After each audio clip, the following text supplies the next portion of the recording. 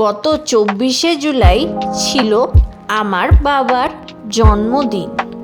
তো সেই উপলক্ষে এটা হলো গিয়ে দুপুরের মেনু। এরপরে আমার ফ্ল্যাটে কেক কাটিং সেরিমনি ঠিক এরকমভাবেই হয়েছিল। Happy birthday to you, happy birthday to বাবা, happy birthday to you, make our best you, make our best you, happy birthday to Baba, happy birthday to you.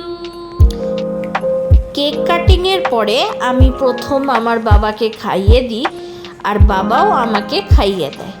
তারপরে রূপমের পালা, আমার বরকেও খাইয়ে দিল।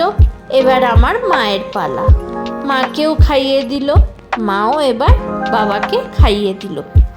আর তারপরে আমরা একসাথে সেলফি তুলে নিলাম।